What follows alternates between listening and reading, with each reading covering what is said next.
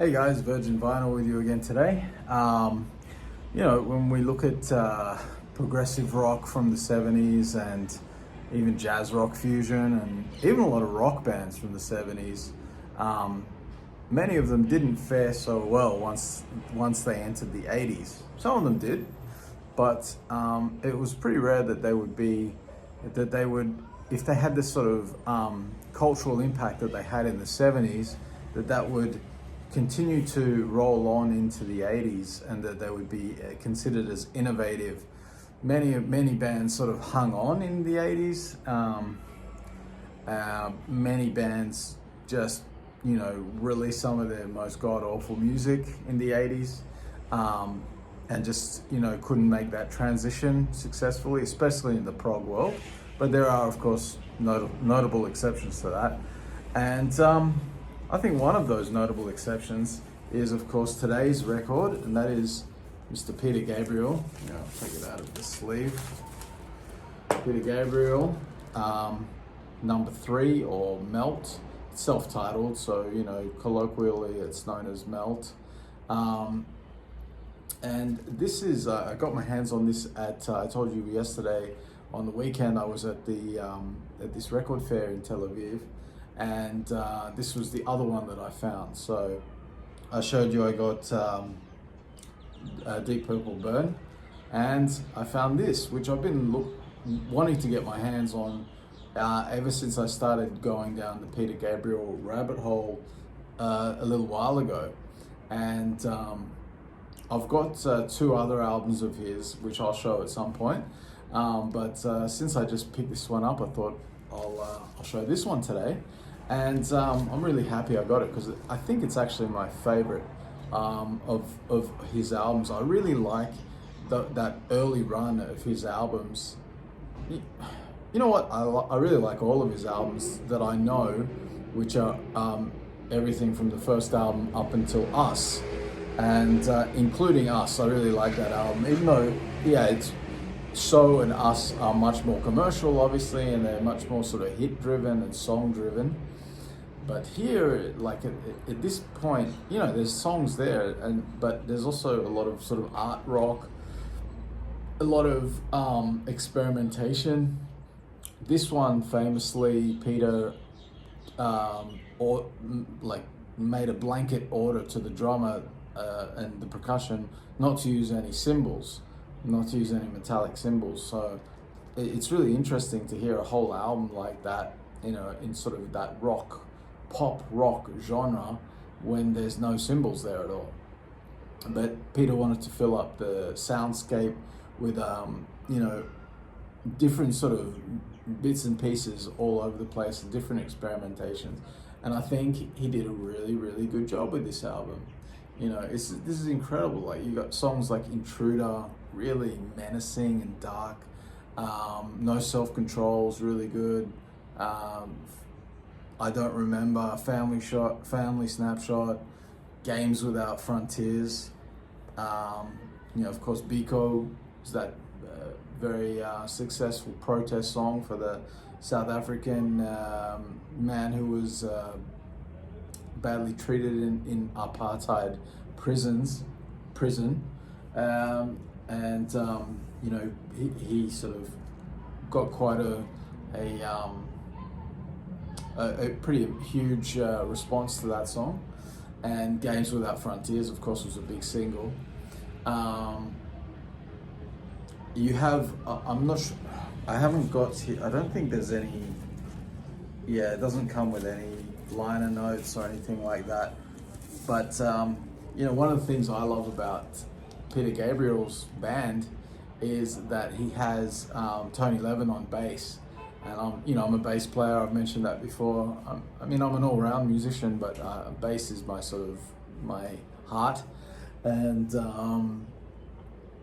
I love Tony Levin, and because he's not like he's not like one of these really showy bass players, but he's really ingenious, really inventive, and he created a lot of new ways to approach bass playing for Peter Gabriel's band to fit his music. You know, that whole the drumsticks on the fingers thing that he came up with.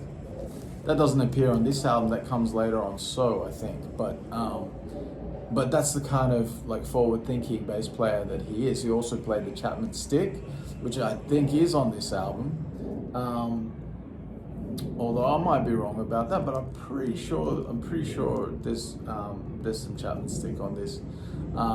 You know, of course, he's famous for bringing that into the '80s, King Crimson, and that is one of the prog bands that was successful in the '80s. And when I say successful, I don't mean like, and this is what I meant before, I don't necessarily mean always commercially, although I think they were pretty commercially successful, like for a prog band, with those three King Crimson albums in the '80s. But what I meant is artistically and culturally, you know, did they have an impact? And I think Peter Gabriel, you definitely have to admit that he had a huge impact. He had some huge hits, and you know, like this, just like sonically, you know, this album really was like the blueprint of the '80s sound. You know, the '80s drum sound, that snare sound, that big '80s drum sound. It comes from this album. It comes from here, you know. And who produced this? Guys, help me out. Is it Brian Eno that produced this? I don't know. Fuck. It's not written on here. This is a Israeli pressing, and from the Litratone was the company that pressed most of the Israeli stuff back in the day. So yeah, it doesn't say anything except for you can see there's unmelted Peter Gabriel on the back there, and you can just see it's just song titles, and you know, just the marketed by Phonogram, product of Litratone in Haifa. That's what you see on most of the Israeli pressings.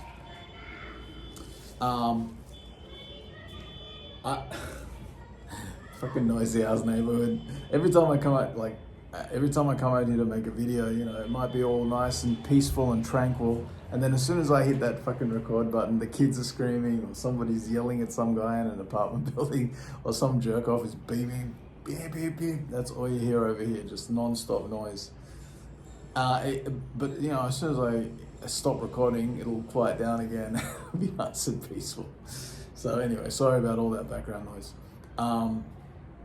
You know, of course, Peter Gabriel, everybody knows he was the well, you know, this is the funny thing, like what I've heard over the years, and I'm even one of these people, like I never really was a big Genesis fan growing up, so I didn't find out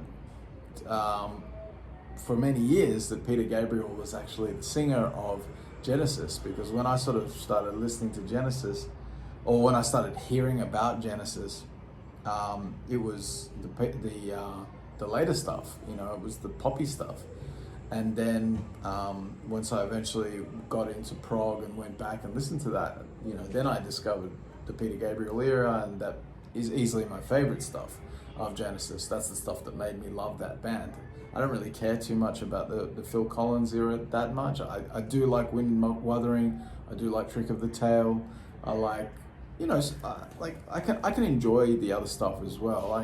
You know, I'm not sitting there like, yeah, fuck this, you know. But if I want Genesis, I want the Peter Gabriel era, because I think the thing I like about Peter Gabriel is that he's unique.